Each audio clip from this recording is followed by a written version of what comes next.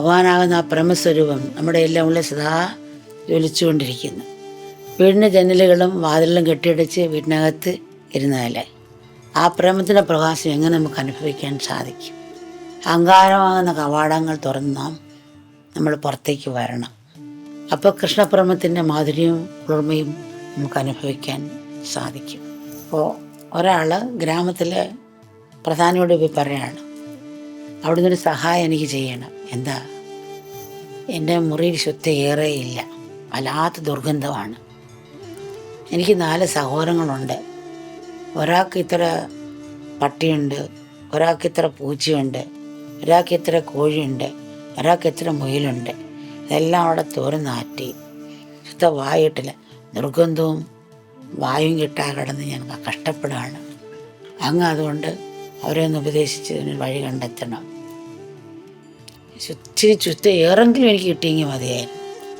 അനന്താ മുറി ജനലും കഥവൊക്കെ ഉണ്ട്, അത് തുറന്നാൽ പോരെ, ചുറ്റീറ് വരുമല്ലോ. അപ്പം എൻ്റെ പ്രാവുകൾ പറന്നു പോകത്തില്ലേ?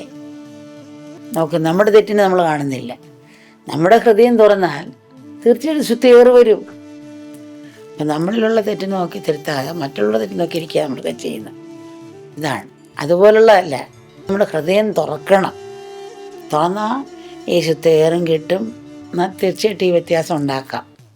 താൻ ചെയ്യുന്നത് ശരിയും മറ്റുള്ളവരുടെ തെറ്റും. ഇതൊക്കെയാണ് വിഷസർപ്പങ്ങൾ.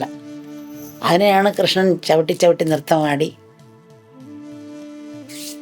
കൃഷ്ണൻ്റെ ആ നൃത്തം കൊണ്ട് ആ വിഷം മാറ്റുകയാണ്.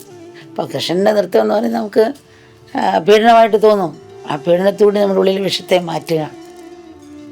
ഒരനുഭവം കിട്ടുമ്പോഴാണല്ലോ പിന്നെ നമ്മൾ ചെയ്യരുതെന്നും ചെയ്ത തെറ്റെന്നും ശരിയെന്നും കണ്ടുപിടിക്കുന്നത്. എത്ര ഉപദേശിച്ചാലും നമ്മൾ കണ്ടുപിടിക്കുകയില്ല. തീ തുടർകുഞ്ഞ് പൊള്ളും അത് കൊട്ടുകളും പൊള്ളുമ്പോഴാണ് പിന്നെ പേടിയായി.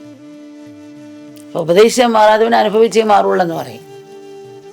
അപ്പം അനുഭവിക്കാൻ പോകാതെ ഉപദേശം കേട്ട് തന്നെ അത് ജീവിതത്തിൽ മാറ്റം ഉള്ളിലേക്ക് നോക്കണം നമ്മൾ. ആ തത്വം, കൃഷ്ണ ജീവിതത്തിൻ്റെ തത്വം ആവുന്ന ടോർച്ച് കൊണ്ട് ഉള്ളിലേക്ക് നോക്കി നമ്മുടെ ഉള്ളിലെ അന്ധകാരം മാറ്റാൻ നമ്മൾ ശ്രമിക്കണം. അങ്ങനെയുള്ള പ്രേമത്തിലേക്ക് എല്ലാവരുടെയും ഹൃദയ കവാടം തുറക്കട്ടെ. അതിന് പരമാത്മാവിൻ്റെ കൃപയുണ്ടാകട്ടെ. മക്കൾക്കെങ്കിലും ശക്തി കിട്ടട്ടെ.